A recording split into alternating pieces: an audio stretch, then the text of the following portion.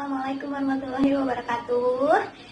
Kami di sini akan menjelaskan tentang bagaimana sih sistem informasi akuntansi di salah satu perusahaan yang udah go public, yaitu tepatnya kita ngambil perusahaan telekomunikasi Indonesia. Oke, biasa kita tahu Telkom. Nah iya, sebelumnya perkenalkan dulu, nama saya Hasri. Nama saya Mega. Nah teman-teman pasti tahu kan sebelumnya mungkin udah belajar. Jadi sistem informasi akuntansi itu kan pengertiannya adalah bagaimana kita menyimpan, mengumpulkan, dan mengolah data laporan keuangan dan akuntansi yang nantinya itu digunakan oleh si pengambil keputusan. Kita di sini kenapa sih gitu kan milihnya PT Telkom, masih banyak perusahaan-perusahaan lain yang udah TBK, yang udah go public. Kenapa malah milih PT Telkom? Nah, alasan kita di sini memilih PT Telkom, salah satunya ya kita udah tahu bahwa emang PT Telkom itu kan bergerak di bidang jasa dan merupakan salah satu perusahaan yang emang ada di lingkup BUMN. Nah, apa sih keunggulannya dari PT Telkom itu sendiri, Kak Mega? Nah, berdasarkan visi, PT Telkom itu memiliki visi untuk menjadi the king and the digital of the region. Jadi, PT Telkom itu adalah salah satu perusahaan BUMN yang bergerak di bidang telekomunikasi dan satu-satunya yang menjadi raja dari bidang telekomunikasi di Indonesia.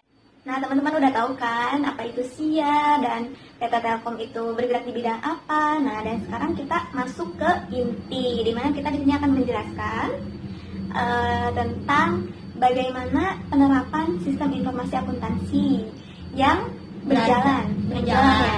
Yang sudah diterapkan intinya, yang sudah diterapkan di PT Telkom itu sendiri. Nah, sebelumnya mungkin kalian udah nggak asing ya dengan istilah flowchart atau bagian alir. Emang flowchart itu apa?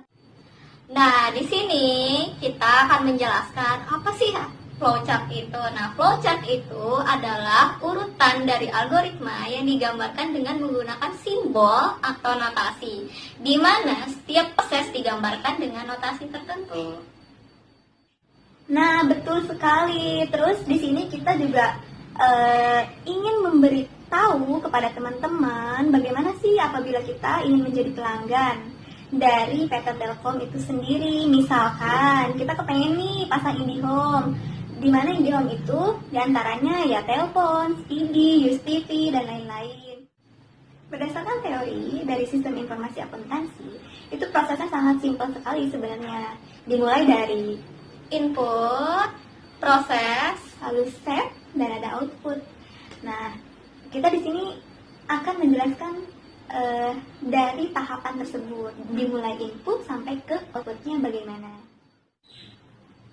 Nah, di sini kita akan menjelaskan tentang flowchart itu sendiri. Nah, sudah tahu kan pengertian flowchart tadi apa? Nah, di PT Telkom itu kita akan menjelaskan 3 bagian proses dari flowchart. Yang pertama yaitu flowchart pelanggan, kemudian penerimaan kas, dan yang ketiga utang. Semuanya di sini saya akan menjelaskan tentang diagram alir yang pertama yaitu pendaftaran. Bisa kita lihat di sini ada beberapa notasi yang berbeda-beda bentuknya, yang masing-masing memiliki arti yang berbeda-beda. Yang pertama berbentuk oval, yaitu artinya memulai atau mengakhiri suatu proses. Kemudian yang kedua berbentuk jajar genjang, yang berarti input ataupun output. Kemudian yang ketiga ada bentuk persegi panjang, yang artinya adalah proses.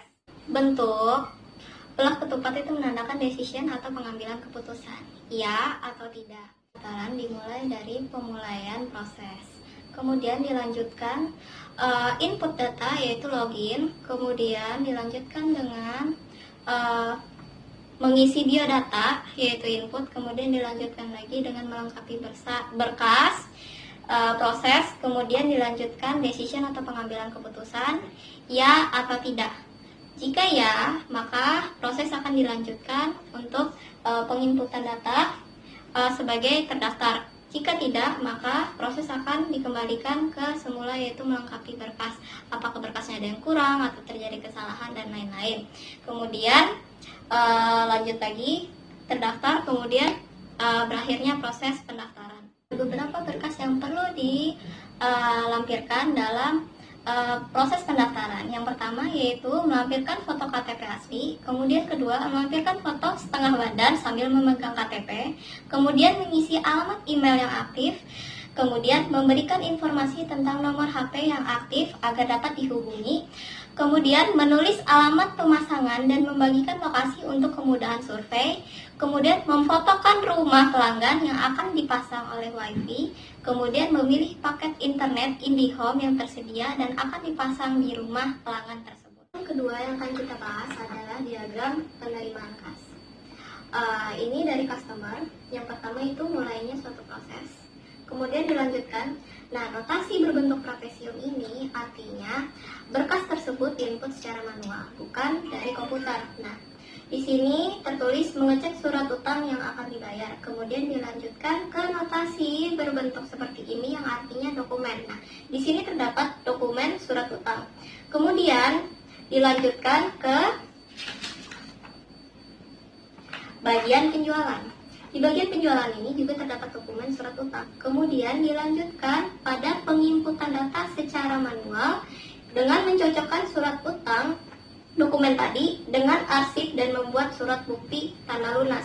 Kemudian dilanjutkan dengan mencetak beberapa dokumen surat lunas. Nah, kemudian balik lagi ke diagram sebelahnya.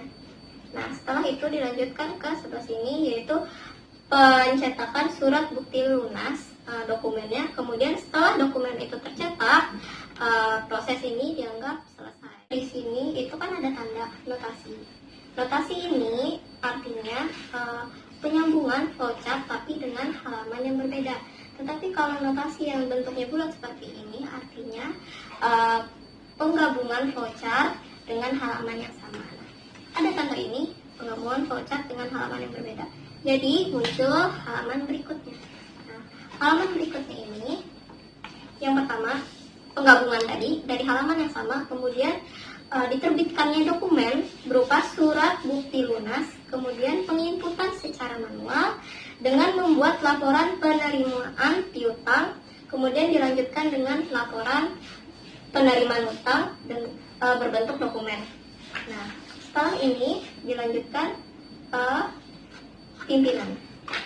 Pimpinan ini menerima dokumen laporan penerimaan piutang. Lanjut lagi ya, sekarang flowchart yang ketiga. Nah, flowchart yang ketiga ini akan menjelaskan tentang bagaimana pelunasan utang dari perusahaan PT Telkom sendiri. Nah, itu melibatkan atau pihak yang terkait itu adalah bagian akuntansi, terus juga bagian keuangan dan bendahara.